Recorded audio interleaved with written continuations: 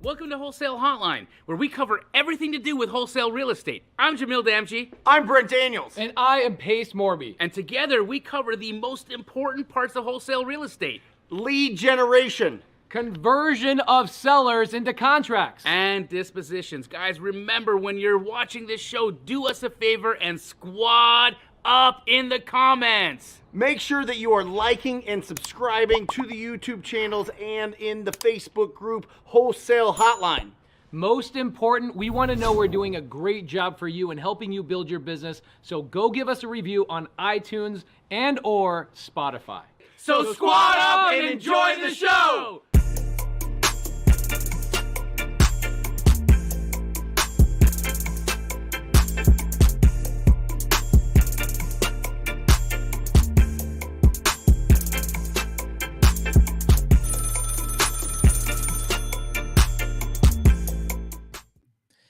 Welcome everybody to Wholesale Hotline. What episode are we on today? 194. 194 episodes not missed, guys. We get about 200 to 400,000 downloads of the show every single month. So thank you guys for subscribing to the YouTube channels. Thank you for giving us some love. Our channel just hit 250,000, which is awesome. Brent and Jamil are blowing up on their channels as well. This is freaking amazing, and we appreciate you guys tuning in. We have an amazing topic to talk about today. We are going to be talking about the recent conversations in the agent world and how does that change the world for the real estate investors like ourselves, whether you're a wholesaler, whether you're a transaction coordinator, whether you're an agent that already works with investors. How does this change the world that we are operating in? I think it's going to make a massive impact. I think it's going to create waves, and it already is creating waves of at least understanding and maybe more confusion than anything else. What is going to change with agents. And so we have a special guest with us today. He's a gentleman out of California, and his name is Aaron Novello. I've been watching him on social media. I'd say the last 3 or 4 months, he's been popping up in my feed. I followed him because, you know, you'll see stuff like in your feed and you go, oh, that was pretty good. You pass. Then you go, oh, that was pretty good. You pass. And then like the 4th time, you're, damn, dude, this guy just dropped fire. And then you give him a little bit of a follow. So welcome to the stage, Aaron Novello. How you doing, brother? Doing great, brother. I'm really glad to be here with you guys today. Thank you, dude. Our audience primarily are either A, wholesalers, or B, real estate investors, people that are buying and holding. And I'd say about 40-50% of our audience are licensed agents, but don't do that as their primary objective. They use their license maybe to have MLS access. They use their license to have data from, you know, all of those things. And they probably take some listings here and there. I'd say 4 or 5 a year. But they're not shooting to be full-time real estate agents. And Jamil, who is over there looking like he's all about like he's a robot essentially. I know I thought you said secret agent, so I told Brent wear your glasses, but we're talking about real estate agents. Real estate agent. Oh, okay. Real estate agent. Yeah. Dang it. Damn So it. Okay. Jamil, his primary thing he teaches his community is how to do agent outreach to do deals with them. And so we wanted to bring an agent on here that, dude, you're killing the game on training agents on how to close more deals, how to get more listings, how to build their business. And a lot of the stuff that you talk about actually can help real estate investors in the way that they communicate, the speed in which they communicate, the efficiency, and overcoming objections, bro. You're phenomenal at it. So thank you for coming in and hanging out on our show. Sure. Again, it's my pleasure. You know, having been in real estate and done thousands of transactions, 50% of my business was probate and estates because I live in Heaven's Waiting Room. I'm actually in Southeast Florida. So, oh, you're in Florida. Okay. Yeah. So as such, I would bump into investors on a regular basis, and my competition truly was not other agents. It was investors that were reaching out as well with, you know, the opportunity. This is great. I did not know that. So one, you call it what? Heaven's Waiting Room? Heaven's Waiting Room in South Florida. Yeah. We have the largest elderly population in the country. Are you in Fort Lauderdale? Yeah. Bro, Fort Lauderdale is legit one of the coolest towns in all of Florida for sure. Yeah, it's awesome. Did you move there or have you always been there? I've always been here. And it was interesting because at the beginning of my career, I only made $13,000 selling real estate at the beginning because I had an inaccurate assessment of reality. You know, I didn't understand that this game was like selling books door to door, knives door to door, subscriptions over the phone. And I was also in a very specific environment because in 2006, like That was a very specific economic environment and real estate environment in which everything was flying off the shelf. People had FOMO. If you dressed like a rum dum and had flip flops and didn't say anything stupid, you could still make $100,000, right? And I was selling a lot of condo conversions because I was in Gainesville, Florida, and that's what was moving, and they were paying 6% commissions to do that. And then the economic environment changed radically, and there was an economic collapse, and then all of those condo conversions went away. Jamil, this is literally Jamil's story. He was 2000 Jamil, when did you get your first deal? What year was that? 2002, and I wholesaled single family until I moved into apartment buildings in around 2004, and for the purpose of condo conversions, actually, interestingly enough. And, watching all these developers make a bunch of money, I decided I wanted to be a developer myself. So in 2006, I ended up taking all of the cash that I had made as a wholesaler, and I purchased 4 apartment buildings. And by the end of 2008, I lost $12 million cash, all 4 buildings, my primary residence, my parents' primary residence, all our vehicles. But hey, I'm still here. It was a very expensive learning experience. I had a mentor one time tell me it's just tuition to the game. For sure. So how did you? What was when the economic world changed? What was your next step? What were you? Yeah, so I didn't know what to do. So I got access to the best coaches, the best trainers, the best mentors, and they gave me a specific strategy. They taught me that this was a sales business, and it allowed me to focus time and energy and stack my time on top of the skill of selling real estate in high volume, which compounds over time. It's what allows me to do everything that I'm doing now, not only sell 2,000 homes, but have a coaching company, attract agents, all that stuff. And he gave me also a strategy that worked in that environment, because it's interesting. Like if you asked agents, investors, was 2000, let's say that time frame that Jamil was just speaking about, 2006 to 2000, let's say 8, 9, was that a good time to be in the market? Depends on who you ask. Yeah. If you asked agents that were doing traditional business, they were sucking wind. If you asked agents that were doing short sales, REOs. Yeah. If they are working with investors, they made more money than they probably ever made in their whole life. All the agents who are doing auction stuff and representing. Yeah, absolutely. 100%. It's because they pivoted, right? So at the time they were telling me, hey, you should be calling expired listings. Well, if you look at a chart of expired listings over the history, it was the absolute best time to be doing that. So I grew my business 25% year over year, from 0 to 100, in 5 years, working that particular. So this was 2008 hits, economic change, the winds change everything. You guys jump on expired listings, which right now I think expired listings are one of the greatest lists you could call on right now, especially if you're using creative finance. It's like, oh my gosh, I get so many agents that I just recruit them to just call the expired listings. I'm like, wait, my broker told me to call expired listings. I'm like, yeah. We're not doing what your stupid broker told you. Okay. Your broker, the reason they call them brokers is because they're broker than you. Yeah. Don't listen to the guy. He doesn't know what he's talking about. Call them and tell them that I want to buy their property on seller finance. I'll give them the number they want. They just got to give me the terms that make sense for both parties. And those agents are making great money, but the agents that are just trying to do traditional listings right now are maybe having a little bit of a harder time. So you started calling expired listings in 2008 through 2013. That was your main market? Yeah, that was the main market, and that's how we grew. And then what happened is in 2010, 11, the marketplace gets better. So what happens to expireds? They go shrink. Yeah. So for 3 months, I'm beating my head against the wall. And I realized, look, there's not enough leads in order for me to continue to grow and expand. And that is completely unacceptable to me. So I'm going to either find the way or I'm going to make the way. And serendipitously, I was in a mastermind group. This guy's talking about probates. He gives me access to this course. And I shifted and I changed the amount of time I'm calling expireds up probates. And 5 years later, it's 50% of our business. And love it. What's interesting about that is that it's completely market resistant. Because, people are passing away and that happens no matter what. 65% of those homes are free and clear statistically. And if there is motivation, it's extremely high, right? It's typically you're listing the property for the heir who does not want to deal with the property. They don't want to fix it up. They don't want to deal with the payments. That they're just like, dude, get rid of the freaking house. Is that typical seller? And this is really interesting because what would happen is I would go directly to the personal representatives or executors, right? Because attorneys, they have gatekeepers and they think they're smarter than you. They don't want to talk to you. So I would get their contact information and contact information for beneficiaries, go directly to them, use that skill set that we've learned over an extended period of time. And it was not uncommon, Pace, that I would go in and they're like, hey, let me show you something. And they would drop on the counter like 200 mailings from investors and wholesalers.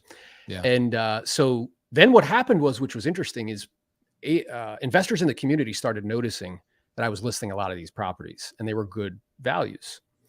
So they started to reach out to me and I created a relationship with one locally. So when there was opportunities, I would just let him know about them. Same thing you guys are proposing or suggesting. Yeah, sounds like the same relationship I have with Monique. Yeah. Yeah. So, Aaron, before you came on the show, I was talking about an agent that we have come on here maybe once, twice a year. Her name is Monique Walker. She does the same thing for Jamil. Jamil probably makes $1 million and she makes $1 million a year. So both of them are taking home $1 million off of that one relationship every single year, doing exactly what you're talking about. Yeah, I know Monique. We were in mastermind groups together. Oh, she's one of the best, dude. She's so great. Yeah, she's solid.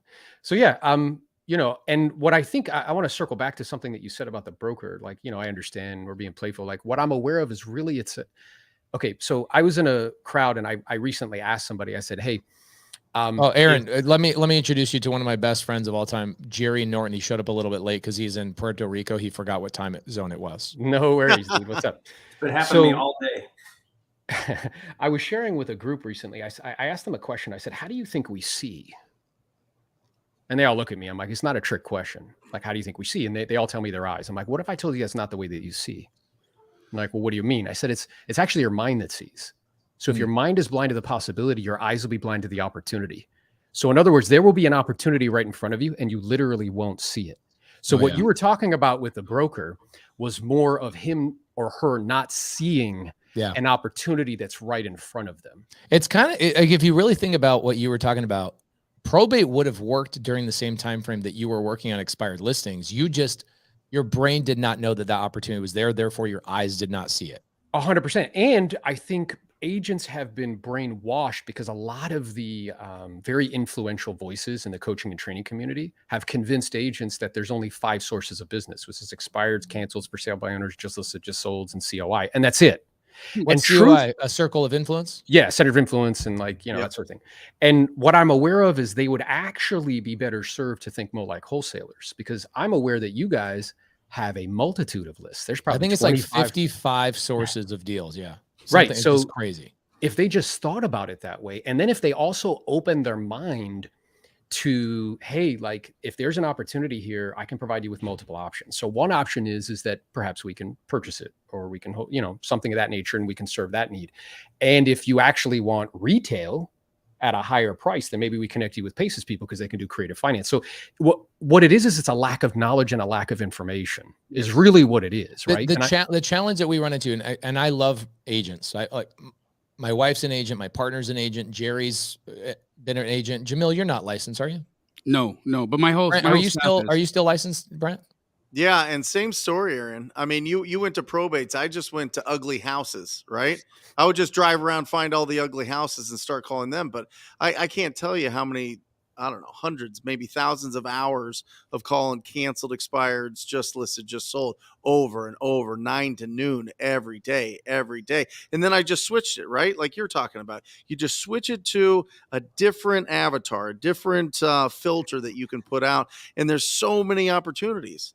And agents should know this as well. I mean, the wholesaling is an incredibly what is the deal with that though? Like here's the deal. On the real estate side, here's our problem. I look at the licensed real estate market, 60,000 of them here in Maricopa County, where we're at. Monique obviously is in that county. Yeah. And I look at them and I say, maybe 5,000 to 6,000 of them actually make a real living here. Maybe. It's probably 55,000 of them, or I call them undercover agents. They have a part-time job doing something else. They give the agent world kind of a bad name because they're running around taking listings from family members that should have just hired a real professional agent. So I think part of it is that the oversaturation of agents in the market and how the the consumer will hire agents because of out of obligation. I think a part of it has made it so agents are not loved in our world, but the agents, even at the top, they get a little bit cocky because I have a license and therefore I know things. And so they're not open to possibilities a lot of times. And it's not until the market pivots like it currently is right now that I think their minds finally open because their bank accounts dwindle down to nothing. Do you think I'm accurate on any of that stuff, or is it a different viewpoint? A couple of things I think you're accurate on. One is that 5% of the agents do 95% of the business, and that's statistical. So if you go into any brokerage, there'll be like 200 agents. There'll be 10 of them or 20 of them that do all of the business in the whole office, and everybody else shares whatever's left. The other thing I think that's true is that for a very long time, until we'll see what the ramifications are from this lawsuit, but the barrier to entry to become an agent is embarrassingly low. You need a 75 on a test, which is a C. You need $1,000 and you can't be a felon yet. That's it. Yeah. So what I'm aware of is sadly it's lower to be a wholesaler, but I get the point. So that leads to, mediocrity at scale, because there's no real barriers to entry, right? So I think as a ramification of these lawsuits, like there'll be appeals and we'll see what happens. But with we have to think first level consequences, second level consequences, and third level consequences. Most people only think first level. They don't continue down the chain. First level consequence to the agents is that a lot of them are going to go away, because what's happening is the consumer ultimately gets what they want. And what they want is highly professional, highly competent, but they want to pay them less. So they ultimately get what they want. So the marketplace is demanding more skill. So as such, we're on track to do 4.2 million sales in this calendar year, roughly. We did 6 million last year. So the last time we did 4.2 million was 2009. There was 990,000 agents. We have 1.6 million. Wow. So this is the Hunger Games. Hold on. I got to write that down. Hold on, Aaron. Say that one more time. We're going to do 4.2 million this year. That's right. The last time we did that was 2009. Sales commissions? No. Sales. Okay. Houses sold. So in previous year was 6 million. Okay, Right. so in 2009 was the last time we had 4.2 million sales, and that was when we had 9,000 agents. We now have 990,000. Okay, 990, and now we have how many? 1.6 million. 1.6 million. Aaron, isn't it great that you go to real estate school and they teach you all about sales? Yeah, it's really wild to me that the whole mechanism is antiquated. It is completely ripe for disruption, right? Yeah. So, I think that, again, a first level consequence, and I think also first level consequence, I know agents won't like me saying this, but I don't think it's any less true, is that there's an argument to be made that, all commissions are negotiable. I want to be clear on that. They are. Right? They've always been negotiable. They've always been negotiable. How is there anything going to be different when they've always been negotiable in the first place?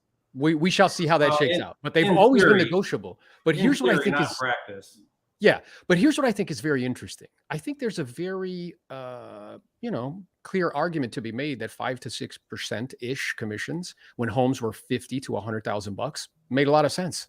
Now that the average home is 400,000 to 500,000, and in some markets 700,000 to 800,000, somebody's making as much as a teacher makes all year long doing one deal. There's an argument to be made. Okay, it's a little high, but what I'm aware of is particularly high when agents don't add any value. Yes. Yeah. So now what's being forced to happen is agents are having to up their value proposition. Number one, you got to be really skilled, not just in the sales process, but you have to be educated in economics and in finance and all these other things, right? The second thing is true is you got to be the hyper local expert. I mean, you guys are a perfect example of how media, so these big, huge companies that are pushing into our space, Zillow just bought Follow Up Boss, which is the biggest, right?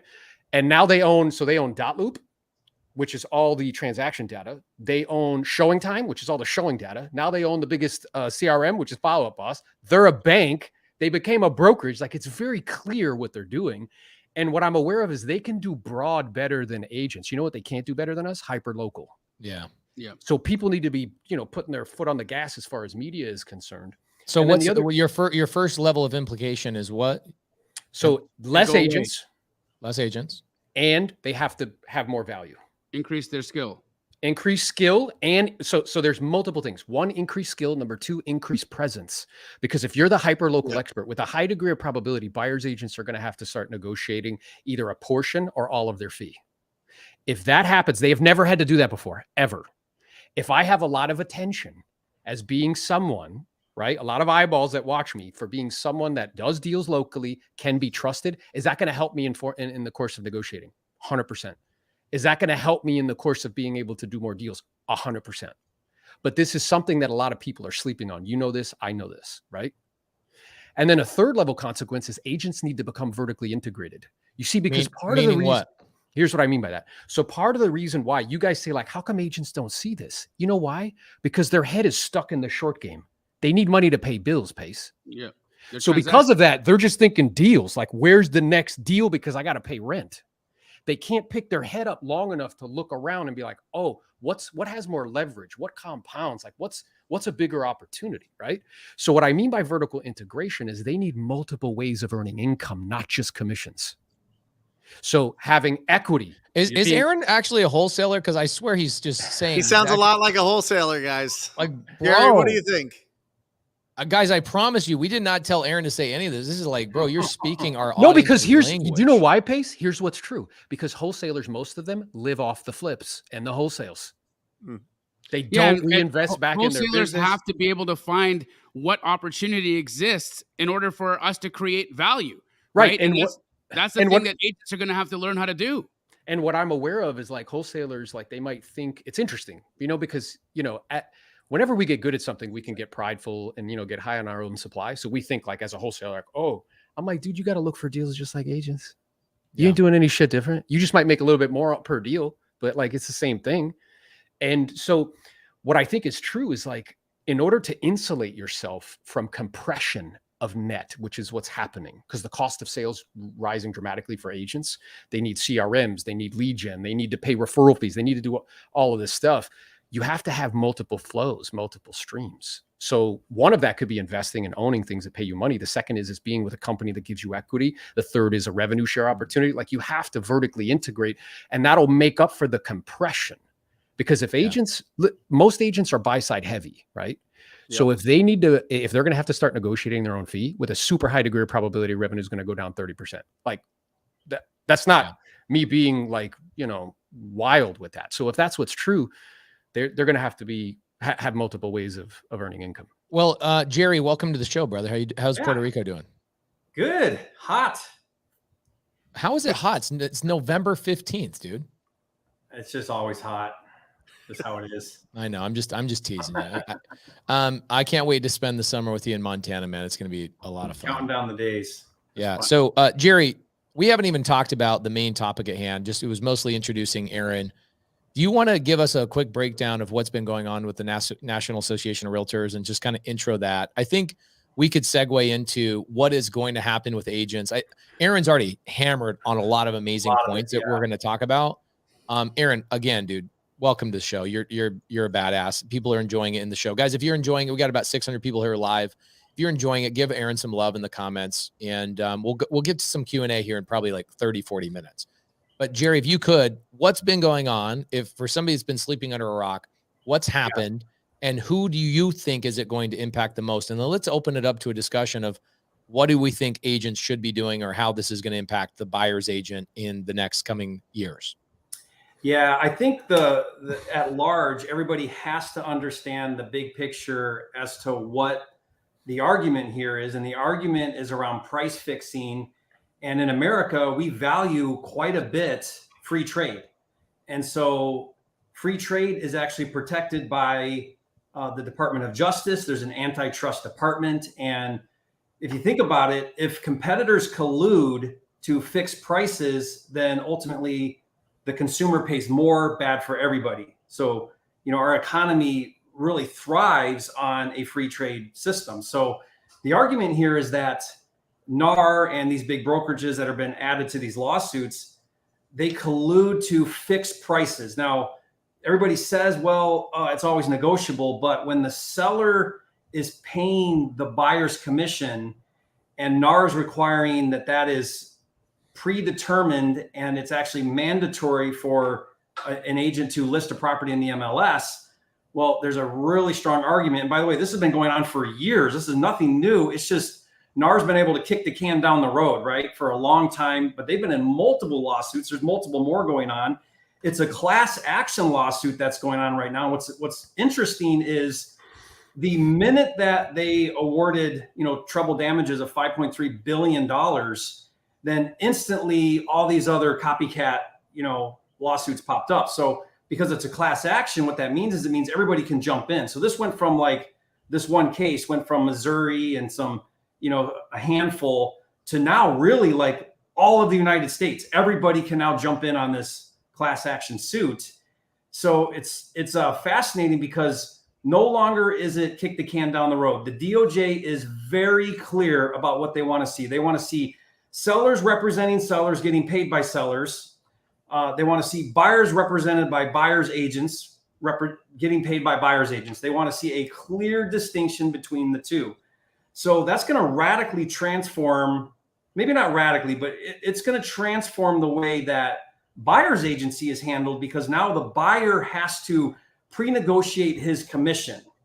And so this is going to be what's going to change here. The biggest change I see with all of this is that agents are going to have to learn negotiation and sales. They're going to have to bring their value, like Aaron was saying, they're going to have to sell their value, whereas before they didn't have to. It was just set in stone. They got the 2.5% to 3%, whether they did a good job or not. There was no conversation around it.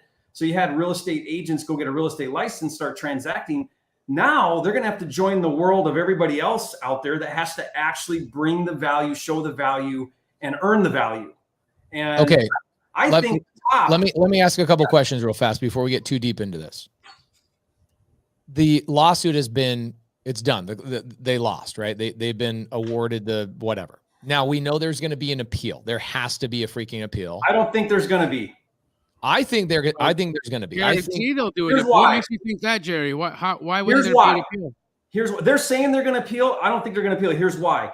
In order to appeal, they have to post a $1.78 billion bond, because that's the first portion of the damages. They have to post that bond. And this is not covered in any insurances because it's antitrust. So it's not covered under E&O. It's not covered under liability. Would they need to do the whole bond or 10% of the bond like normal? Everything I'm seeing is they have to pay the $1.78 billion bond to appeal. Okay, so I'm glad I'm on here because I'm sitting here now out of my depth. Okay, this is what I've heard, and Aaron, we got to give you a chance to address this. I'm out of my depth currently. I'm learning stuff right now. Jerry always knows way more about this than anybody I know. Aaron, as of right now, it's probably going to be you and Jerry and Jamil know the most about this. So let me direct the questions for a little bit. We'll open it up. Yeah. So a couple companies have already settled, and they settled prior to them being found liable. So what does that mean, Aaron? Meaning they said, okay, are we talking about companies outside of NAR? No. Yes. So Remax settled for $55 million, and House, which is a bunch of other companies that are under one umbrella, settled for $83.5 million. Think about it that sounds like a smart move on their part. Like, let's just settle. Let's move on. The whole goal is to settle, because think about it. If you're the plaintiff and the plaintiff's attorneys, if you try to force a $5.3 billion judgment, you're going to force them all into bankruptcy and nobody gets paid. So they've made it really clear that settling is the key here. And so the settlements we're going to see, like the Remax one and the others, we're going to see in the millions, not in the billions. But the whole goal is to settle. Now, here's why I don't think there's going to be appeal. The second reason why I don't think there's going to be appeal. The plaintiffs and these attorneys, they are determined to continue to sue NAR. So they can appeal, and there's just going to be more lawsuits. They're not going to stop with these lawsuits. And so NAR, at some point, NAR's just got to get their head around reform. Like, reform is coming. We're not winning this. Yeah. We got to throw in the towel. Okay. Well, the challenge is that NAR brings in $300 million a year in dues. Just in dues. So the moment that switches, like, it's going to completely change the ecosystem, because NAR they own 90% of all the MLS systems. So what I'm aware of is, like, there was a rule, which was part of what happened here, where in order to enter a property into the multiple listing service, you had to offer out compensation of some sort. You had to. Yeah, you had to. And then before the verdict came out. You're meaning to the buyer's agent? Yes, you had to. Yeah, buyer broker commission rule. You couldn't enter into MLS otherwise. And you couldn't even join the MLS unless you were a member of NAR, which means you're paying your dues. We're seeing now these brokerages are all leaving NAR. NAR is going to lose a lot of their revenue real quick. Some of them are, like Redfin, they switched. They pulled out. Okay, so I have something to read to you that my wife sent over to me. I'm going to share it on the screen. I don't know if this is like getting my wife into trouble, but let me show something. I've got a little letter from the NAR CEO. Oh, for some reason my screen doesn't want to present this. That's kind of messed up. The freak, dude. NAR's blocking you. NAR's blocking this. They're listening to the conversation. They blocked that. There it goes. Here, I think it's going to pop up right here. Come on, baby. Be good to me. Nope, it doesn't. Dude, NAR is blocking me right now. The freak. What does it say, though?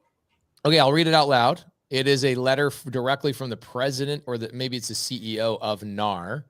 And Jerry, it kind of goes against what you were saying. And I've been reading and listening about how NAR actually just laid over in this lawsuit, because what they were trying to do is they were trying to collect all the information from the opposing side and go, show us all your cards, and we're going to let you win. In fact, the case was only 11 days long.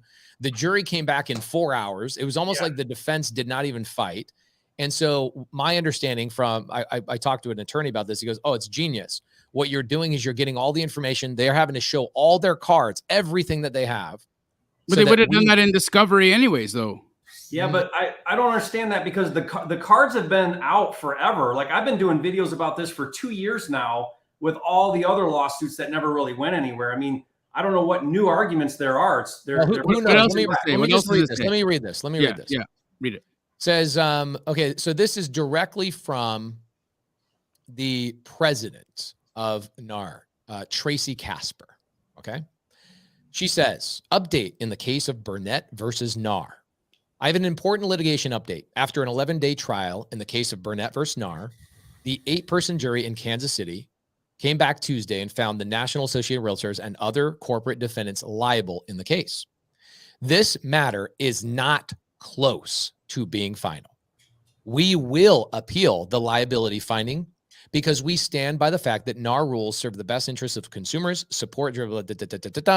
NAR was formed 100 years ago because there was a need for a higher level of ethical practice. We should all be proud that realtors continue to serve in that role. I know our mission.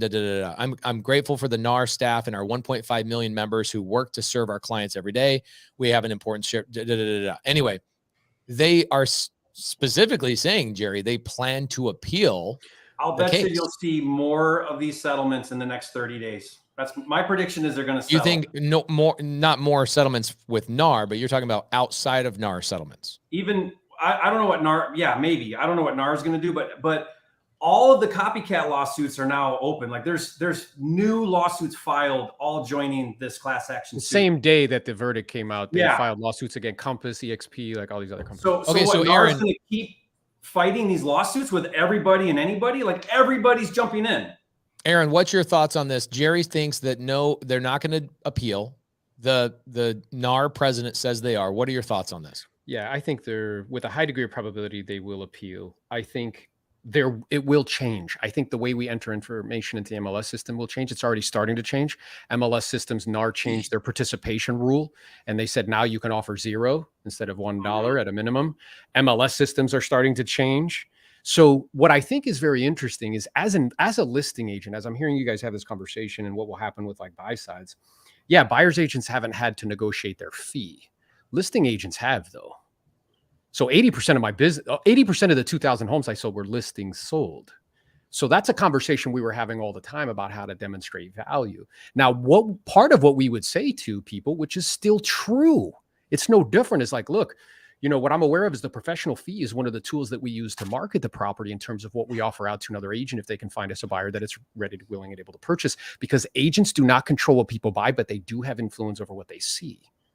So we'll go over the options that you have, because I want you to feel comfortable with the one we end up choosing. Whatever you decide, I'll support you 100%. One option is we offer out what's customary, whatever is customary in your geographic area. The logic behind that strategy is we broaden the exposure and we increase the chances we get more people to look at it, which will ultimately end up with you getting the most and doing it quickly and efficiently. The second strategy is we offer out something less. In doing so, we could end up limiting the exposure. We could ultimately end up with you getting less offers and ultimately netting less. Now, Aaron, this is you speaking to your listing client, correct? Yes, a seller. Now, what's true though is the only thing that's going to change now is we could say to them like, hey, this is just future casting. What I'm aware of is that right now the buyer's agents, because of some changes that have been made, they may have to negotiate a portion of their fee with their buyer. Their client, yeah. I'm curious, if we made that negotiation easier for them, do you think it would increase the probability that they would show and sell our home? Yep. And then be quiet, because Mhm. people don't do what you want them to do. They do what they self-discover. So what I'm aware of is, yes, will the practical kind of legal structure of how information, because this is all about data. That's all this is about. Will the data and the way it's inputted change? Yes. Will who compensates who change? But I'm also where we have a whole like generation of people that are accustomed to things being done one way. You think that's going to change like this? No. That will take time to like push through a system. But for agents that know how to demonstrate value and also offer a menu of options pace. So option one, let's say, is at, a certain fee, whatever that fee is, and you get basic shit for that. Option two is you get basic plus you get Matterport, Wow. you get videos, you get this, you get that. Option three is a guaranteed sale. The guaranteed Are agents currently doing that, Aaron? No, but they need to be. And they need to start thinking. This is what I've been coaching our, high-level clients on. You need to start thinking that way and providing a menu of options, because that's how consumers are used to making decisions. When you guys go somewhere, you're like, hey, what's the cheap shit? What's the middle stuff? What's expensive? Mm-hmm. There's been sorry, Aaron. Go. Yeah, and I was going to say, if it's expensive and it adds value, it saves me time, or I can do it quickly and efficiently. Like if I have the resources, I'll do it. So offering that menu and the guaranteed sale is like, look, not only do you get the basic, but you also get Matterport, you get this. Guaranteed is we stage it. We pay for the appraisal. We pay for the inspection, and we'll give you $1,000 towards whatever comes up in the inspection, right? So we do things. Now I give you a choice. And then I look at the home seller and I say, hey, Mr. Mrs. Seller, I know you shared with me that you have to be in Colorado in the next 60 days, which means we have to be under contract in the next 30 to 45 because it takes 30 days to close. So what I'm aware of is I'm going to present you with these options. Whatever you decide, I'll support you. There's basic, there's middle, and there's guaranteed. Here's what the guarantee is. And Mrs. Seller's going to look at Mr. Seller and be like, honey, we got to get to Colorado. We should do the guaranteed. And you're like, yeah, let's do it. And that'll be at a higher fee. So agents are just going to have to. Aaron, are you thinking the higher fee is going to be higher than the current 3% that a listing agent will typically take? You think it'll even be more than that now? Well, let's say that a portion of, because remember, if the buyer's agents are going to have to negotiate, let's say a portion, if not all of their fee. If let's say an agent is between 1% and 3% on the listing side, but if we offer something that is higher than that, we can offer out something on the other side, plus do all of these other things, which will increase the probability that people will want to show and sell the property. Do you think that this will, I'm not a licensed agent, and thank goodness I'm not. I just don't have the personality for it. But I look at the industry and I go, why do I need a buyer's agent? Now, I know what buyer's agents bring to the table. I watch the therapy they give their clients. They're walking these clients through the largest decision they've ever made in their entire life. I get why buyer's agents are here and the value they provide. However, sellers don't. Okay. Now I look at sellers, and sellers don't even respect a lot of agents. If an agent spoke to me like that, Aaron, just so you know, I would respect the hell out of you and I would hire you in 2 seconds. Yeah. Okay. Most agents don't speak like that. And nor do most listing agents talk about how buyer's agents are so vitally important, because they're the ones that are bringing that buyer to the table, right? Listing agents want to take the credit for the house selling. Yeah.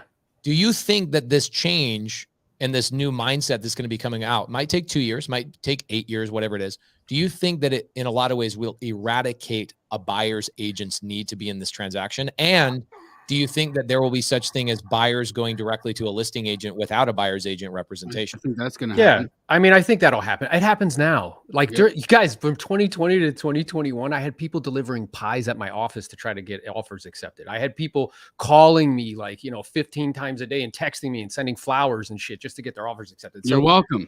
It happens now, but it's interesting. That was something Jamil is teaching all his people to go. They bought pie stores, bro. They flat out buy pie stores. So I know, but do you know what's interesting about that? I had these mixed feelings about it, because in any other industry, like if I tried to do something to get you to do what I want, it's called a bribe. It's like it puts agents in a very precarious situation where they are desperate, like most of them. I mean, right? it's just pie, bro. No, here's what I mean. You know what they do? Right, They write. pie. Here's what they do. They start with pie, but then they're like, "Hey, I I will start with pie. Then they're taking you to the games Oh, and they're fucking taking get you no." out. And then you know what they're saying? I'll give you the other side and blah blah blah. You got multiple offers, and now as an agent, the flesh is weak. So you have all these offers. You got Yep. one that's going to pay you a bunch more money. That's what we do. I know, but then you Due gotta diligence be is in- the- Flesh is the weak. key to the I like how kingdom. Aaron drops the biblical references. I love that. It puts an agent in this very precarious, and then everybody gets mad at the listing agent. Well, it's like, bro, like people are throwing money at them, and you expect them to be super ethical, like super on point when somebody's trying to throw an extra 15, 20,000 bucks at them? Jerry, what are your thoughts on the buyer's agent, and where does this leave the buyer's agent over the next several years? Well, I think what's interesting is everybody's wanting to know, okay, well, if the buyer is responsible for the buyer's agent, how is that going to play out? Because Well, dude, now- how does the buyer afford that? Like, Right, especially right. an So there's a- FHA Well, buyer. I look at an their offer FHA just gets buyer. I'm like, lower, how that's does all. an FHA buyer afford a buyer's agent? They don't. Yeah, there's a couple ideas that everyone's kicking around. One would be that it's rolled into the loan. In fact, there's already talk with Fannie and Freddie about doing that. Second thing, though, is going to be almost like we do seller concessions. So buyer has their commission that they owe the buyer's agent, but then they ask the seller to give a concession in the amount of the commission owed, and then it's paid that way. What is So that? it's still separated, but it's paid as a concession from the seller at closing. So it's not So it's coming still out. coming from the seller. I mean, we do that every day, seller concessions. Well, no, it's the seller's just giving it as a credit to then for the buyer to then have the funds to pay it at closing. You know, on the FHA side of things, if Fannie Freddie rolled that into the loan, that makes a lot of freaking sense, right? Because I look at when this was all coming out, my wife she shared a video. My wife loves Jerry, I think, more than she loves me, but she sends me a Jerry YouTube video. And she's like, look at Jerry, you know, because you did a video maybe a year and a half ago that she shared with me. I know you've been doing this for a couple of years, but she shares this video to me. And I go, this is going to kill the buyer's agent. She's like, right. Like none of my buyers I've ever represented could have ever afforded to pay for me. Now, she's also going to a specific demographic, right? My wife represents me. So she just through the flips and the listings and the stuff that we have going on, my wife is just my in-house agent. So she's a top 1% agent without really having to go out and look for business. But because of her exposure, she gets people to come to her kind of by default, right? And the people that come to her by default, I think, are the FHA buyers and those types of things. So she's like, it would eradicate my buyer's ability to go and afford these houses. So a loan roll in makes a lot of sense. Aaron, what are your thoughts on like FHA buyers? Is there anything else that you've heard kicking around how a buyer's agent? No, I mean, I've heard the same thing about it rolling in. I think it'll be interesting with regards to appraisals. If you roll there's it no into way. the loan. You're going to get people in more debt to pay buyer's agents. Yeah, and I mean, tricky. here's I think the other thing that the crux of what's going on here too is there's an argument to be made with like the reason why we have huge booms and busts in the United States is because our flexibility and lending standards. Like people who barely can bring money to closing probably shouldn't buy a house. Like, and I know people don't like to hear that, but that's really what's really true, right? Sellers are going to pay buyer's agents. They're going to. In rough or flat markets, I am telling you, they will put out as much as possible to get somebody to buy their house. If it's a hot market, maybe not. We had this company Assist to Sell, Aaron, and they had 12 other different versions of it, but they had that whole menu of these are the services you get, and this is what you get, and you can pay a certain amount, and it's much less than 6%. And they did awesome in 2007 and 8. Middle of 2008, they went bankrupt. Hey, look at Redfin. That's the fact. Look at Redfin. So Of that course. model, when you salary agents and you give away all of these percentage points, it works in a rock star market. When revenue goes down, they just switch to having their agents be commissioned now. So what I think you're right, Brent, that people will pay just like we all do. Guys, nobody gives a shit that these are $1,000. No. Nobody. You know why? Because it's so valuable. Mm-hmm. And for most people, their home purchase is the absolute largest transaction they will ever do in their whole life. So they want us involved. They just perhaps how we're involved, how we get compensated to be involved. That's what's up for debate and change. Listen, most people don't want to negotiate. Most most Americans do not want to go and negotiate with some seller or some agent. It's like negotiating with an attorney unrepresented in their mind, in a normal consumer's mind, going there and just starting to negotiate with this other agent that represents somebody else. You want somebody on your side. I don't think that this is going to affect it as much as people think. I mean, it obviously was kind of, the way that it was structured was goofy and old, but I'm telling you, I don't think it's going to change what sellers are going to do when they put money out there to get buyers to buy their house. I think in a hot market, if we had this situation again in 2020, going through COVID, I think buyers agents would be completely out of business. I mean, I think that I think they would have negotiated buyers agents commissions to 0.5 point. Well, I don't know. I would propose, Pace, that during that time, they did almost go out of business because the guys like me crushed it. They had to submit 55 offers to get one accepted. Yeah, that's true. So their revenue went down dramatically because the truth is, and here's the other truth that people don't like, it's not that skilled of an activity. Truthfully, it's less skilled than listing property in high volume. So if you look at this from a 30,000 foot view, all of these systems, MLS, Zillow, Redfin, do you know what they all need like oxygen to breathe that without it, they die immediately? Humans. Listings. Data. Listings are data. They need data. Without it, they die. So if I'm a prodigious provider of data, I will continue to be disproportionately rewarded for my efforts. Does the system need buyer's agents? Not as much. It needs them, but not as much. Now, what it will force people to do, in my opinion, is the agents that work on the buy side have to add more value. Tangible value. So look, if you list and sell with me, guess what? You get to use my moving truck for free. If you list and sell with me, I will stage your home for free. If you list and sell with me, then I own an Airbnb. And if you need a place to stay in between, I'll let you stay there for a week, up to 2 weeks for free until you like real value, not like I'm worth it. Not I like I will answer my phone on Sundays. Yeah, like that's dumb. Like people say to me, they're like, oh, I asked them, I'm like, what's your competitive advantage? They're like, I'm honest. I'm like, you're stupid. like everybody's going to say that. That's like dumb. And what Jack Welch said is if you don't have a competitive advantage, don't compete. So what's happening is this is forcing, because look, a second level consequence is brokerage. A third level consequence is the consumer. Truthfully, I think the consumer wins. One, because they get less agents, which means more productivity per agent, which means more skill. There's no reason that the average per agent productivity in the country is 4 homes all year long. The average agent makes $72,000 a year. The average manager at Taco Bell makes 70. That's what's true. There's no reason that should be the case. And the reason is because it's such a low barrier to entry. But guess what? You know why it's a low barrier to entry? Because we need those fees at NAR, brother. That's why we got to make it super easy for everybody to become agents. Because in my opinion, you should have to do like 50 deals a year to be called an agent. And then maybe like 20 deals a year to be like a junior associate. People have to go to college for 4 years to get a $60,000 a year job, right? And then they have to work up and work up and work up. They have to prove themselves. And then you put somebody through $1,000 course. They don't know how to comp. They don't know how to sell. Yeah, I mean, they don't Aaron, know the laws. Let me ask you this. They don't know how to fill out paperwork. And then they're going and representing sellers on their largest asset. Well, not only representing them, but called the fiduciary in that transaction. And I'm crazy. It drives me wild to hear, real estate agents are being given that responsibility of being the fiduciary. And for those of you that don't understand what a fiduciary is, that means where you have the legal obligation to serve your client's best interests above all. How are you supposed to serve your client's best interests above all when you haven't even learned how to value property in your licensing school? How many agents have you talked to, Aaron, that learned how to comp when they were getting their license?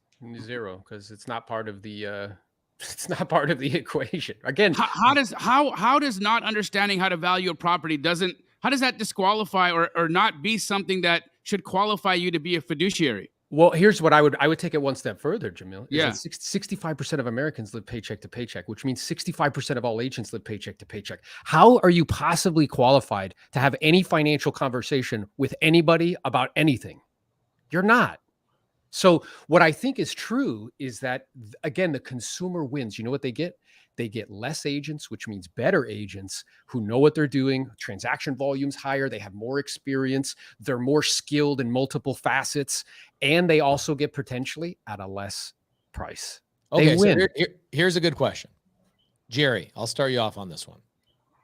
let's say I'm an agent, right? I'm one of the 60,000 agents that are leaving the industry this year. Next year, it'll probably be closer to 100,000 agents that will leave the industry. Instead of leaving the industry as an agent, what should I be doing maybe to compete? Is it going after creative finance deals? Is it going after wholesale opportunities? What should I be doing to compete? I mean, I think number one is agents. I think we're going to naturally see a real shift in the relationship between agent and investor. And this is probably because we're investors, so we're most interested in this part of the dynamic. But I think we're going to see a big shift from this animosity between agent and investor to a collaboration between agent and investor, because now that agent has to now earn their value. And who better than, I mean, we all believe this. I heard you just talking about this, Pace. We all believe this. For an agent, an investor should be your number one client because they're repeat buyers. I mean, like, why are agents not working more closely with investors? I think we're going to see that dynamic shift drastically for the top agents. Now, I think that number is going to be huge, the fallout. I think attrition is going to be 20 to 40% of agents are going to go away in the next 24 months. So you're thinking out of the 1.6 million agents we have, we're going to lose roughly 500,000 in the next 24 months. I believe so, because they're not going to innovate. They're not going to learn sales skills. They're not going to learn what it takes to implement now in a new emerging way. I'm talking buyer's agents, right? But I think the ones that are going to really rise to the top are going to be very investor friendly, and they're going to do more than just write contracts. They're going to be, like Aaron was saying, a bunch of things. I'm thinking of things like, help do your walkthroughs, help create your designs if you're a flipper, maybe help do scopes of work or find solutions to things. There's so many more value add things that agents can do. I naturally do this with the agents I work with. I ask them to assist in a lot more things, and I'll keep using you as my agent, right? So I think we're going to see an emergence of a more friendly investor and agent, because again, they're no longer going to be, if this goes through the way it's all playing out, they're no longer going to get preset commissions without having to earn it. So now, Jamil, what do you have to add to that, brother? I want to add to that, and I think Jerry's right. When you look at the service that your wife or my sister provide as a real estate agent, right? Your wife, Pace, she goes above and beyond when she's working with a client. She's doing way more than just listing a property or driving Miss Daisy. She's doing a ton of work. She's helping with resources, vendors. My sister will help clients renovate a property in order to help them sell it. I mean, the amount of work that agents were going to have to be capable of doing is absolutely going to change. And I think Aaron hits the nail on the head there as well. You're not just going to get a mediocre at best. You're not going to get a mediocre at best real estate agent. You're going to get the cream of the cream, the cream of the crop, or you're not going to work with that person. I think he's 100% right. We're going to have really good people, or they're not going to be in the market. Aaron, I've got two questions for you. Okay. Mm-hmm. Question number 2 is a little bit longer. This one's just really, really quick. What do you feel, or where do you feel this animosity comes from between agents? And I'm not talking about the Aarons and the Monique Walkers of the world, because I work with real estate agents that become my very best friends. They look out for deals for me. Jerry and I fly up to Montana a couple of months ago, and Jerry and I spend 3 days with an agent. They're our best friends. We go on double dates. I'm not talking about the 5% of the producers that are actually doing the work and they understand it. Maybe it's even less than 5% that are like friendly with real estate investors, but I'm not talking about those. Throw those agents out of this question. Where does the animosity come from, at least on your side? Yeah. Between the Capulets and the Montagues, which is the agents and the real estate investors. I got the Shakespearean reference. So, yeah. I think it's twofold. One is my life dramatically changed when I stopped looking at people as competitors, and instead I looked at them as collaborators. And I believe that collaboration is the new currency. So, I think that, I was just on Ryan Pineda's podcast. He's like, I'm talking to an agent.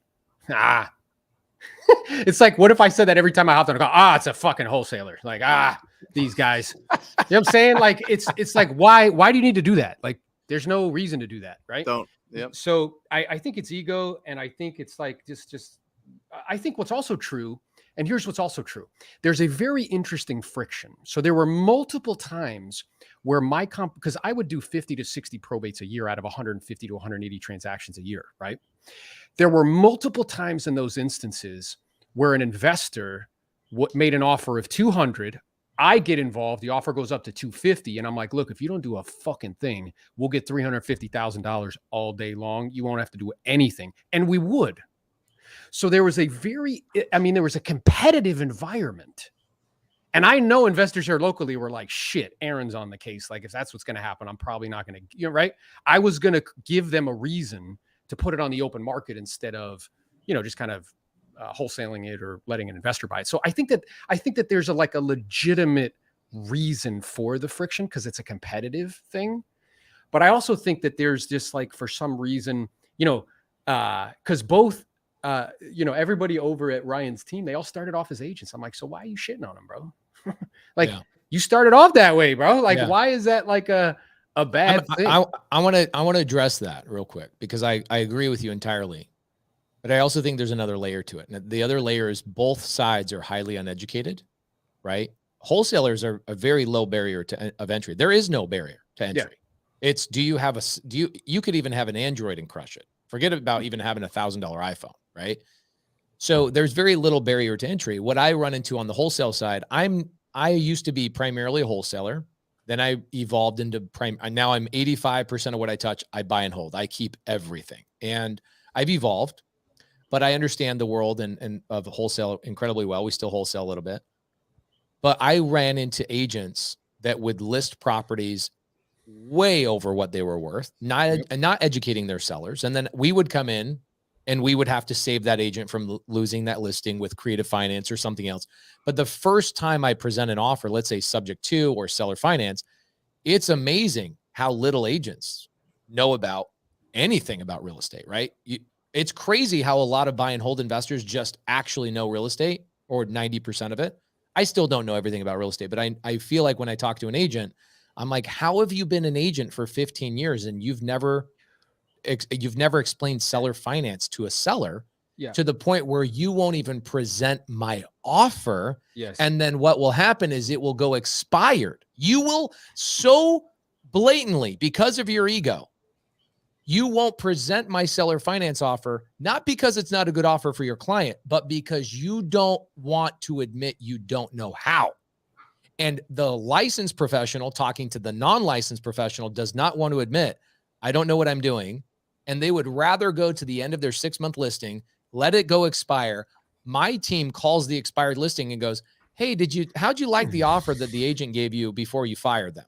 And they go, we don't know what offer you're talking about. They never presented that to it. So there's a lot of that where I feel like there's just a lack of education. Maybe it's because of what you addressed earlier, which is the low barrier of entry to both people. And 95% of the people in the industry, like you said, are not earning the 5% at the very top.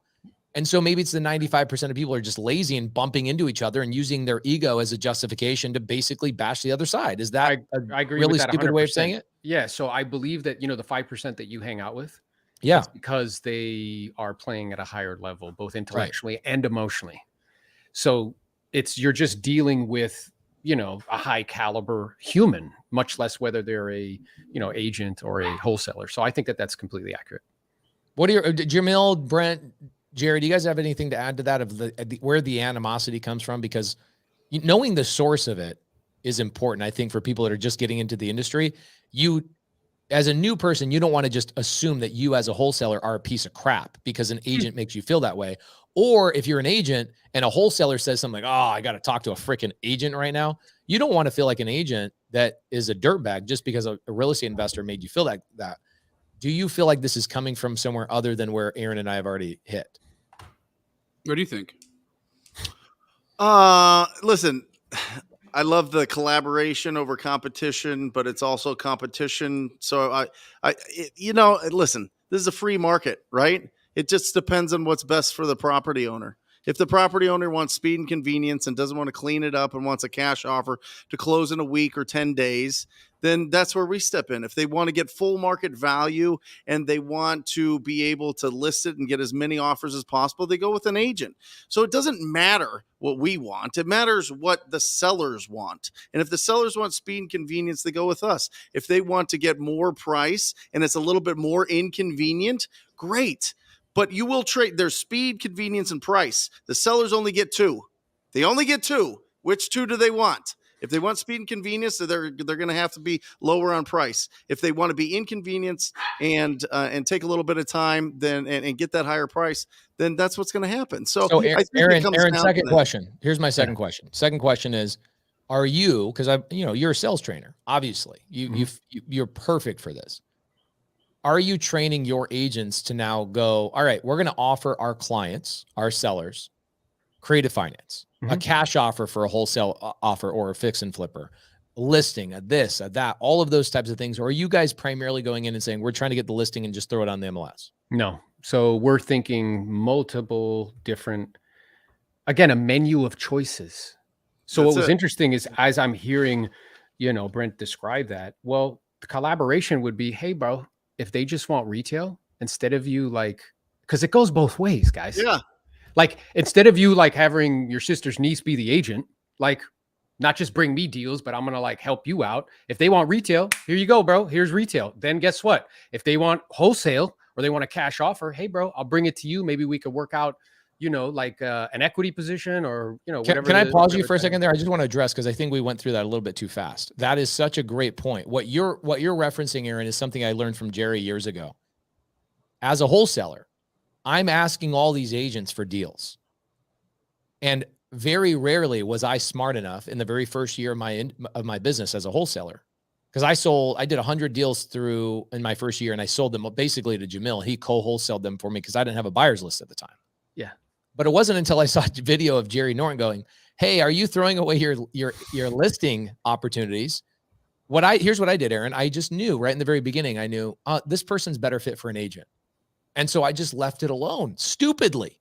I just go find. I told the sellers, just call your agent. Yeah. Instead of me going, oh crap, Jerry has an amazing video about this, to go to the agents that I'm trying to ask for business from, and stupidly, it's so obvious, just reciprocate what you're asking them to do.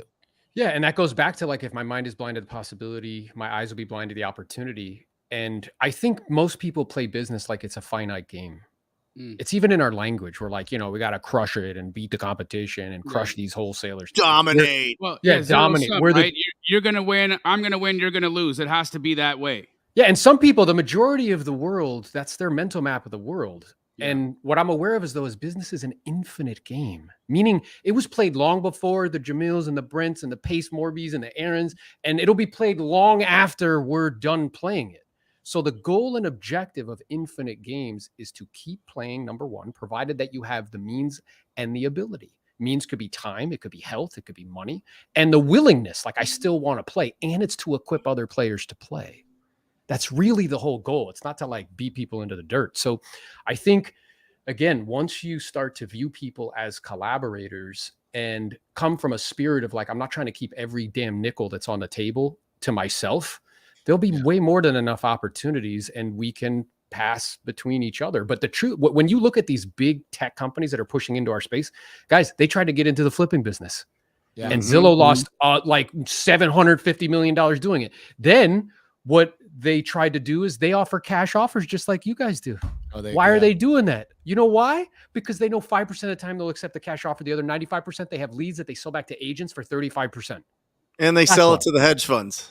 Then they take their 7,000, which nobody talked about. They took 7,000 homes, instead of putting them back on the market. If they actually cared about inventory and people's lives, you know what they did? They sold it to a hedge fund. Boop. Yep. See you later. Pace, I wanted to just go back real quick and button up that question you asked. Where does the animosity come from between real estate agents and investors? I think that, what Aaron's been talking about now, and, a little bit of what Brent's been talking about, and yourself and Jerry, even this concept of there being a competition between real estate agents and investors, meaning if a homeowner does a deal with an investor, that's going to cut the agent out. And I think that agents got this idea in their head that, look, these real estate investors are too sophisticated to want to use my services. They're not going to want me involved in the deal because they know how to do the contract. They know all the conditions. They know about the contingencies. They know how not to lose their earnest money. They understand the game. So there's no place for me in the deal when I'm dealing with an investor, which is why I don't like investors, because if they buy the house, I don't get the listing. And so the attitude is a scarcity mindset that says if they buy, I lose. And that's what's been the animosity. That's been the friction all the way. Because the moment where a real estate agent can find that, no, you don't lose, because this is how you still fit into the equation when we collaborate, which is what Aaron is talking about, this collaboration concept of, which is what you've seen Monique and I do for a decade, right? We've collaborated, and every deal that we do together, she makes more money on than she does if she was going to sell. For Aaron, let me just really quickly give you the breakdown of how I work with Monique. Monique will bring a listing to me.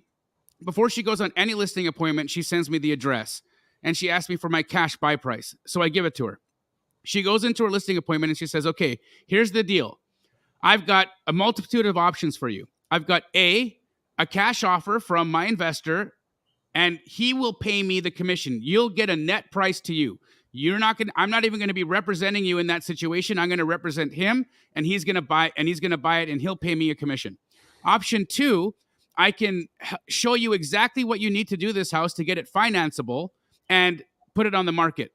Option 3, I can show you what you need to do to take this all the way to ARV, or give this a complete retail renovation so you can maximize the amount of money that you can make on this house. That's going to take a little bit of risk. It's going to take investment, but it's going to generate you the most money for your deal. Here are your options. Which will you take? 10% of the time they choose option 1, where I'm the buyer. 10% of the time they choose me, right? And those are the only 10% where I'm actually really should be in the deal anyways, because it wouldn't make sense if it was a prettier house or another kind of deal. So that collaborative effect that her and I have with each other give the seller all the options they need under the rainbow. And now that seller gets to make an educated decision to say, I'm going to choose speed and convenience, or I'm going to take a little bit of risk and do some work and make a little bit more, or I'm going to go balls to the wall and be HGTV today, and I'm going to make $100,000 more on this house than I should have in the first place.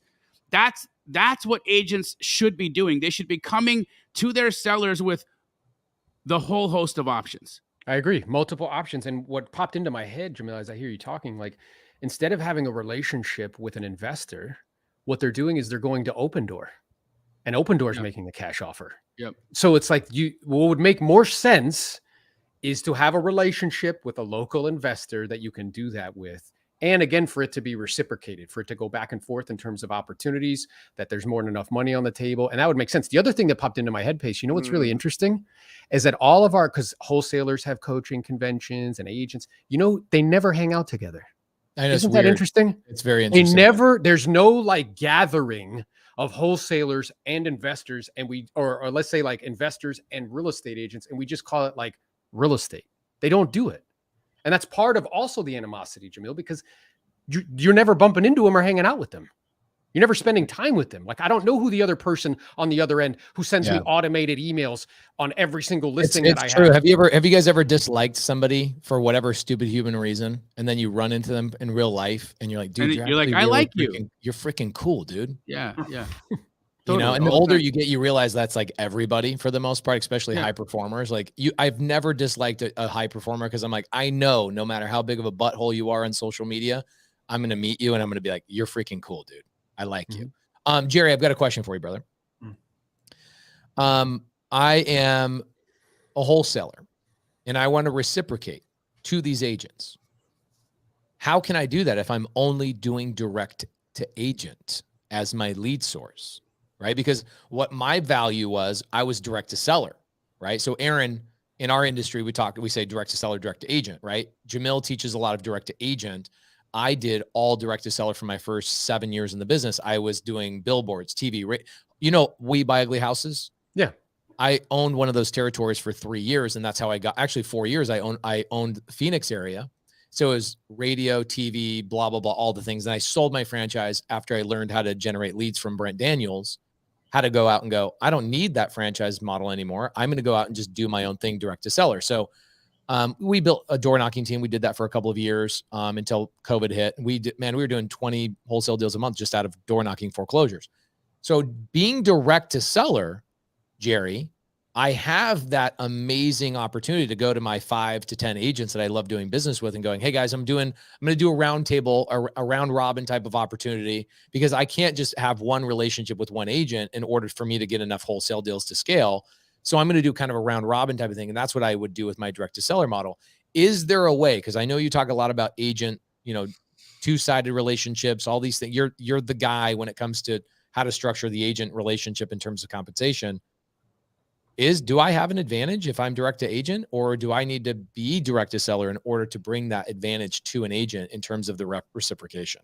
Yeah, I mean, this is a fascinating question. There's a part of this whole thing that, as a direct to agent investor, I've got some concerns about a model that I've done really, really well with. I know Jamil teaches this as well, which is the double dip strategy known as dual agency. So dual agency is when the agent can represent the seller and the buyer in the same transaction. Well, if the DOJ is very clear about separation of representation, then I think we might see dual agency go away. It's already banned in, I think, 12 states. I think we're going to see where that's going to become a little trickier, where same agent representing buyer and seller, just to keep that separation more clear. So what does that mean for me? It means that model's worked really, really well for 20 years. I mean, I've done it so well for such a long time. Am I worried about it? Not at all, because everything's going to be innovative now. So what's going to be the new way that we work together? How do we transact together? How do we create these relationships? I'm not real sure yet how that's all going to emerge, but I know one thing. For me, I see the value in what an agent does, because an agent is out there talking to these sellers. So if I can create these relationships with these agents, they're going to run across leads. They're going to bird dog for me. They're going to be a huge source of lead flow. And now I just got to get creative on how do I work with these agents when it comes to acquisition, and then how do I work with agents when it comes to disposition. So we do a lot of that too. I sell quite a bit of real estate with agents, either through lots of different ways, but novations, and we list a lot. And so I want to create these relationships with all the agents on both buy and sell. And how do we work together? What values do you want to bring? Now it's going to be a lot more of like, let's get creative here, because we're kind of getting away from traditional commission structure. So I think it's going to be exciting. It's going to be fun. Speaking about getting creative, I immediately thought, as you were speaking, you were talking about, here you are doing a double dip strategy. The DOJ says, hey, we can't have the agent doing the same thing. Aaron, how do you feel about, as an agent, before I ask the question, how do you feel about double dip strategy? You like it, or you try and stay away from it? I mean, again, obviously you get paid more money. So, it's exciting when that happens. I think where it becomes sticky is when people try to use that as a mechanism to influence the agent on which offer to take. That's where it gets interesting, because then you're appealing to the DOJ is stepping in. Yeah, well, you're trying to appeal to the lesser angels of people's nature, which is like when there's money on the table. But has the DOJ gotten involved on dual agency at the moment, or just no? They haven't. They're not at all commenting on that. They're just commenting on who's paying. But you said it's illegal in 12 states. I'm speculating that's on the chopping block next. Yeah, but it's illegal in 12 states for an agent to represent both sides. Yeah. Okay. So is there a way? Here's my question. It still happens. Like I do it in Florida and Texas. Those are both non-dual agency states. I do it every single day in those states. It's just not dual agency. It's transaction broker, where they don't represent either party. Right, it's a workaround. It still does. That's actually what my question was. I was going to say, it's the same thing in creative finance. They come up with something. We go, okay, well, you don't want us to transfer the deed. No problem. I'll do a contract for deed or a land contract. I'll do something else. Right. There's always a workaround. So on the dual agency, on the dual agency side, there is a workaround there where an agent can still make money. I mean, I look at the wholesale side, like Monique Walker getting Jamil to pay her instead of her representing the seller in that transaction. She says, hey, you go buy the deal, and then Jamil pays me. Yeah. And I pay her half my assignment fee, right? So Pace, you've been there when her and I are doing a deal. We're driving in Texas, and you guys make $100,000 in 7 minutes as I'm driving. I'm like, this is what I get for driving. I can't work my cell phone. But what you've done, Jamil, is you took traditional buyer's agent and you've created this unique role for them to thrive outside of this traditional like 3%. So we're going to see that happen because buyer's agents are going to have to get creative. I think this is what Aaron is primarily training people to do, right, Aaron? Yeah, it's to provide multiple options. And really what he's done, he's doing remember where we said that they can do broad really well? Like tech companies, they can do broad better than anybody, better than anybody on this like call, right? What they can't do is hyper local. So what Jamil has done is he's created open doors offer program with one highly productive agent. So he knows only 10% of the time will the deals turn into deals, but if not, she's just going to list them. And that's what agents should be doing for themselves. So one of the things that I am telling people, there's a multiple pronged approach. One is that the riches are in the niches. Agents need to be death, divorce, job relocation, moving to assisted living, like pulling lists the same way wholesalers do, getting really, if you want to get paid in the future, you need to live in the future. And what I mean by that is you get really good at something and then you create a brand around your name around that thing, right? Everybody on this call has done that. You guys are wholesalers, super good at it, investors, you're creating a brand around it. You'll get paid in perpetuity for that. And you're pushing media on it so more people know who you are. Okay. So they got to get a niche. The second is a cash offer. I love that Aaron just said agents have got to pull lists as well. And in my mind, Aaron, in my mind, again, not an agent, I'm coming from the limited viewpoint. I don't ever see agents getting trained on pulling lists like probate, foreclosure, those types of things. And even when they pull a list of expired listings, their broker is telling them, go tell the seller that you're just a better listing agent and give them the same freaking opportunity as the previous agent. So you're telling them essentially what we as wholesale educators, Jerry, Jamil, Brent, are all teaching them. Go pull a list. You're just teaching. In fact, here's what I would go so far as to say, if you're a buyer's agent right now and you're going to start pulling lists, you're going to start learning negotiation and sales skills because now you got to earn your value and show your value. Why would you not just go wholesale instead of being a buyer's agent? You're going to make 10 times more money. Well, are there?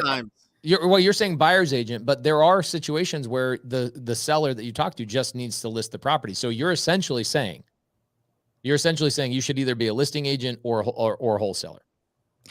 Well, I don't understand. Are you guys saying that buyers agents commissions are going to go down? Yeah, because I totally disagree with that.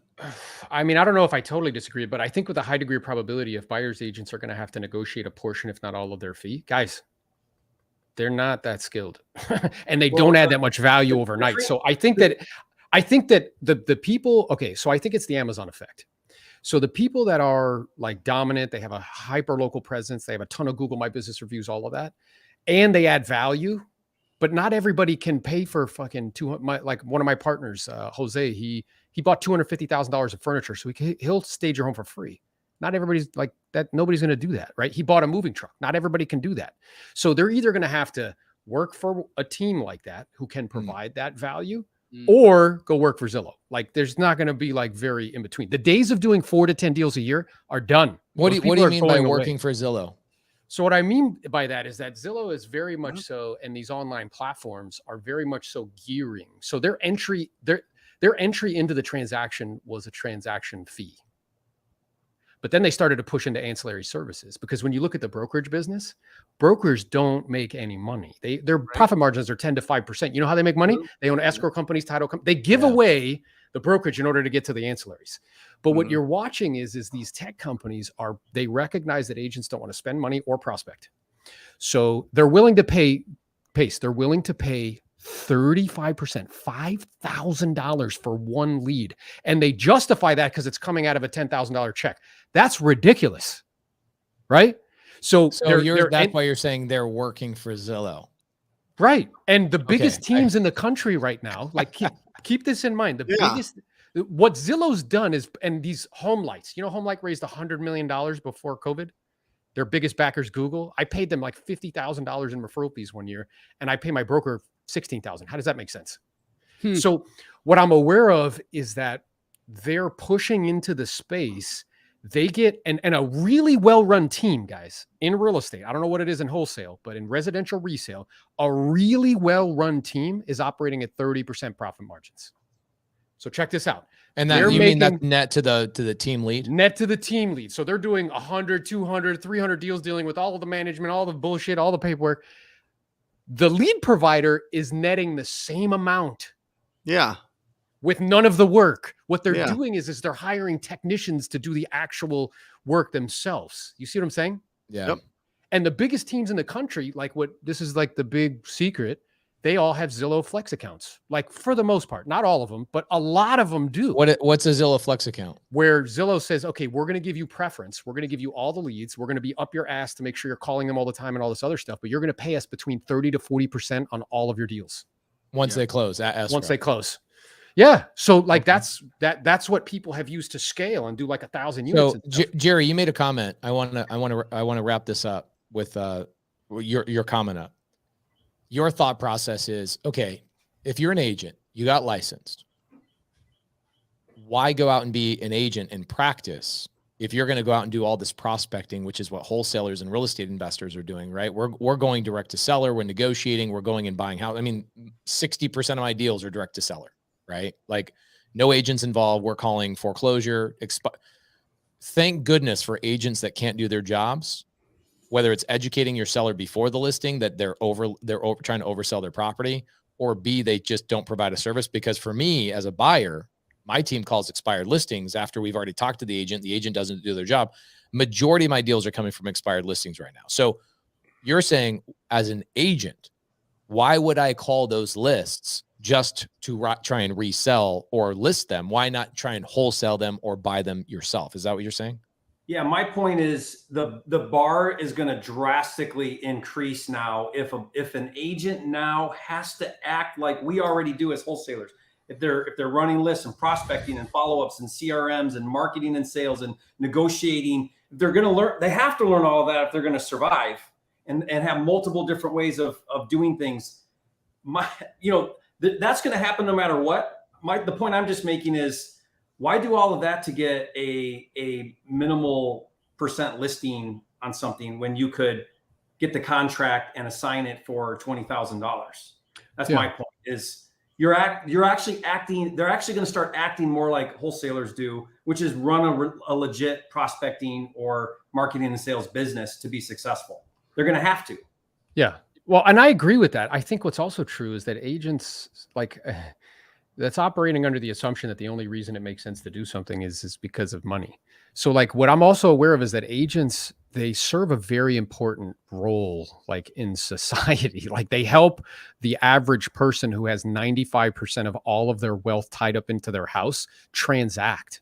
Like they're very functional, right? And I think that agents, that the consumer wants agents involved. Again, they just want them to be more skilled. They do. And maybe not want to pay them. They've been proving that for the last decade, where we've been flooding them with all these options to not use an agent, and everyone's like, "We still want the agent." Yeah. Everyone keeps picking. Like I would tell people when you call like for sale, I'm like, "Look, dude, if the internet was all it took to sell a home, then once the internet happened, all these flat fee companies would have put agents out of business, and that didn't happen. What happens is they go all out of business once the marketplace is not, like gangbusters." So I think I do agree 1,000% that agents have to become more savvy.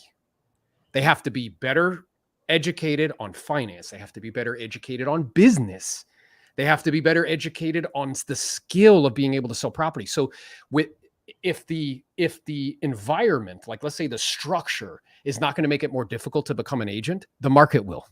And that's exactly what's happening. The market is demanding more skills and that sort of thing. And then I think it's interesting because what you're really describing is, it circles back to our conversation. It's just a menu of options. So the agent could be like, look, I have a PACE in my back pocket, and hey, here's this offer. And then here's this, and here's this, and here's the menu of choices with regards to creative finance. And here's the menus of choices with regards to commissions. And then whatever you decide, I'll support you 100%. And if you do that right, what will end up happening is they will say to you, well, Aaron, what do you think we should do? Yeah. And once they ask you that, now they're actually receptive to your response. Now it's incumbent upon me to do what's best in their best interest. Hey, you know what? I think that the cash offer is better for you. I think PACE is the guy. and I have a relationship with him and we get compensated accordingly, right? Or like, you know what? I think putting it on the open market makes the most sense, and here's why. Right? So that's what I think it'll end up. Do you think that buyers agents are going to make less in a normal market? Because if I put my house on the market, Jamil puts his house on the market, he puts $1,000 out there for buyer broker, I put 3%. I feel like there's going to be more eyes on my house. I think there's two questions there.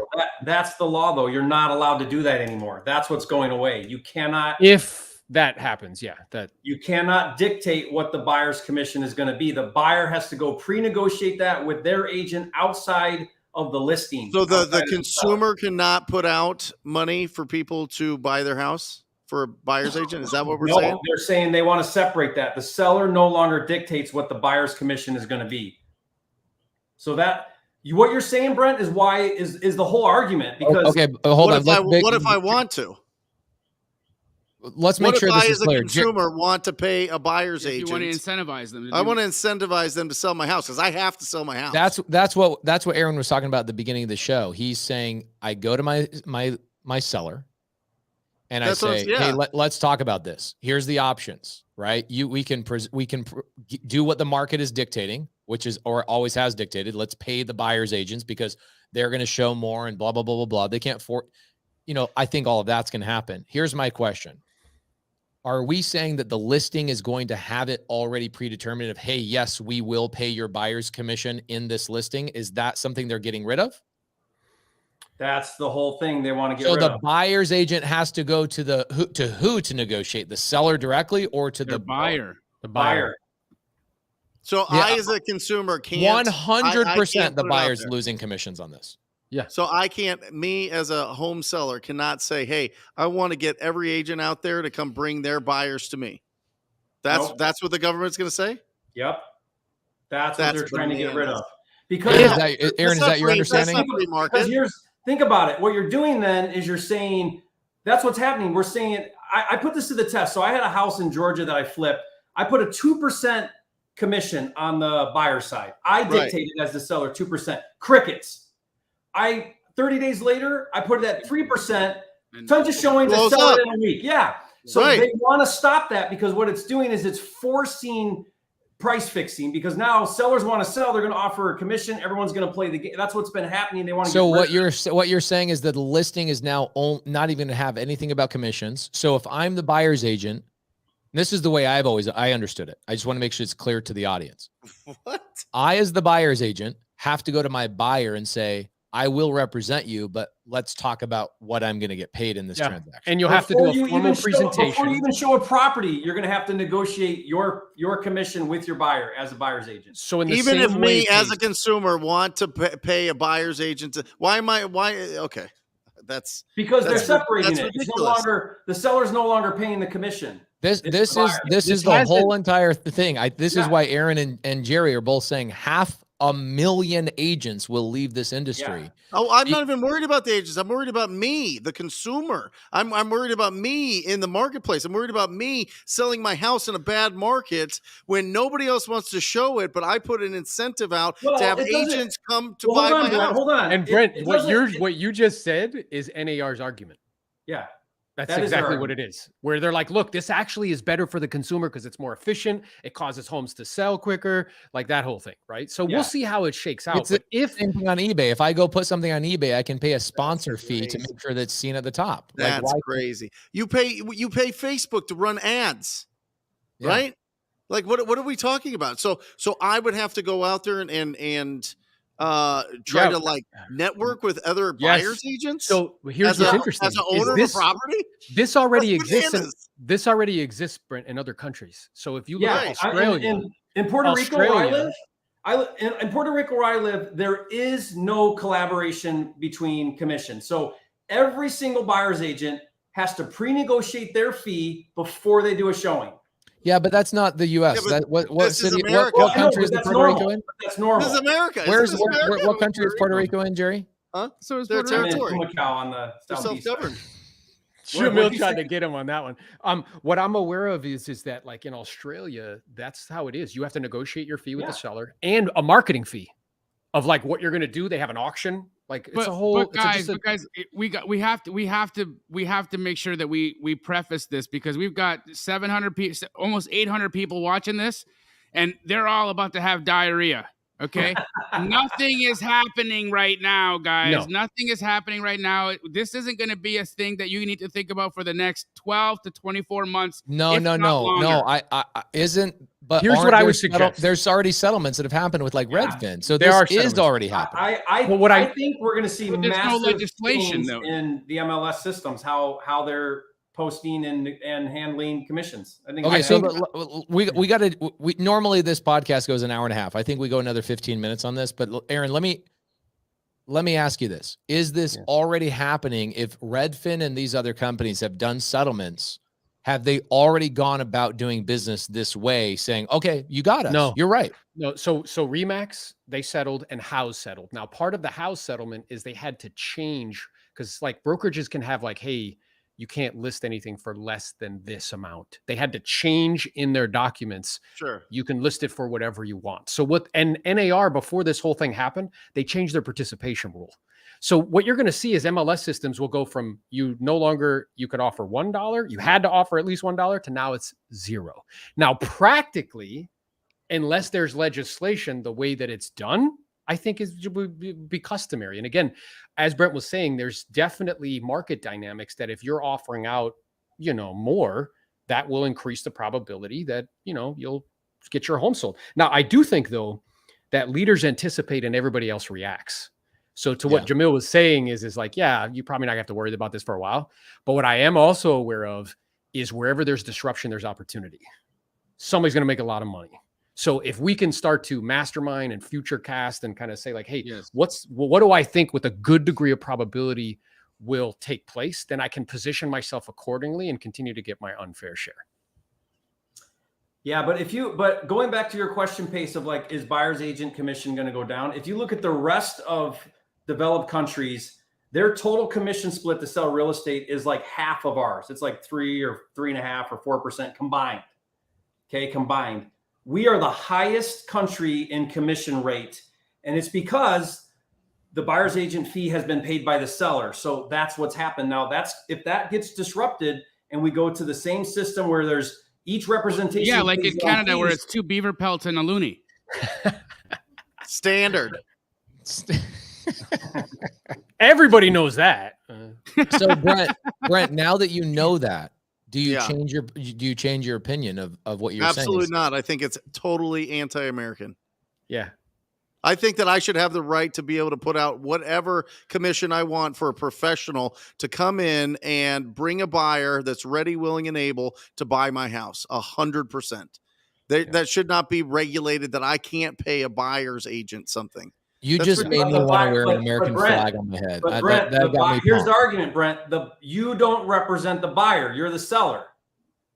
I'm the seller. Why are you paying the buyer's commission? The buyer, because there are professionals that put food on their table and all day sit on the MLS hunting for listings for their clients to get in, set up a showing appointment, schedule everything, make sure that they get do their best to get their offer accepted, then walk those people through an inspection period, explain to them what a home warranty is, explain to them what's going on in an inspection, help them find the right lender and loan officer so that they get the best rate and the best experience and get that thing closed and continue a relationship with them forever so that they feel good about this decision. I mean, that's all ridiculous. Of that's the buyer's responsibility with their agent. Yeah, but I understand that. All I'm saying is I shouldn't be restricted from paying somebody to bring somebody to my house to buy my house. Yeah. Like, I don't know that that's part of it, that they would say to you as a seller, like, hey, you can't offer some sort of compensation. Cause I agree. I think that's very like un-American. It's like telling somebody you can't sell something. It's like, what do you mean I can't sell? I can do whatever I want. Right. So, but I do think that the way that it's entered, I think it being mandatory, I think, that again, that's going to change. And I do think that if agents don't level up, particularly on the buy side, in terms of doing, like I did a formal listing presentation for a seller. And you would explain all the value, you'd give all the options, you'd handle objections and close. The same is going to be true on the buy side of doing a presentation. Here's what we offer. Here's, you know, the menu, and then here's what the compensation will be. Now, the seller's agent might offer us a portion. If they do, then that'll reduce that fee in some way. At the same time, here's what it is. That's how we work. Are you willing to proceed? And, you know, kind of take it from there. I mean, buyer's agents don't do that now. No, No. they don't It's have like, to. hey, my cousin Susie sells houses. Call her. Yeah, Let's have her start sending us MLS drips of what houses we kind of like. that's right. And let's get a prequel. No, truthfully, they're order takers, bro. Yeah. I mean, So this will change the dynamic, but maybe not necessarily the commission. Right. Because if they are really good at their job, like Brent is saying, two things are going to happen is what I'm hearing you say, Aaron. One, buyer's agents are going to step up to the freaking plate and do their job, right? And add or value. go away.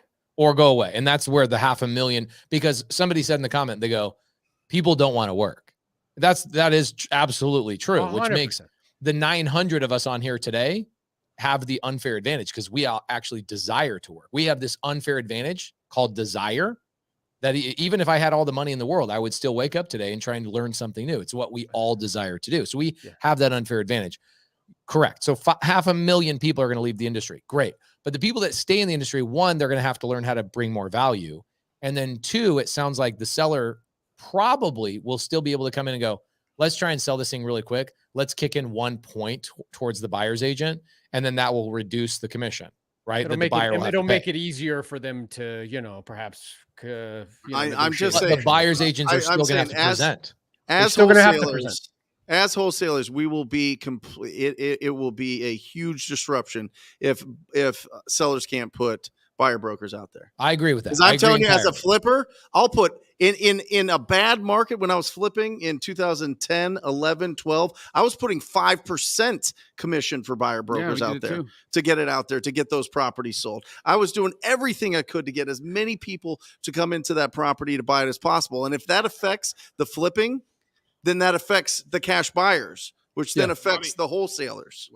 So this is how this all kind of gets weaved in together in Wholesale Hotline. This is a wholesale podcast, but I'm telling you, if that is the case, there's going to be it's going to be rough. It's going to be interesting. Gentlemen, I've got to run. Aaron, this was a beautiful conversation. You guys keep going here, but I've got to take off. We'll wrap it up. Aaron, we'll have you come back. This was absolutely a blast. Aaron, thank you so much. Jerry, we love you, bro. Even though you're over in, I don't know, you're in South America right now?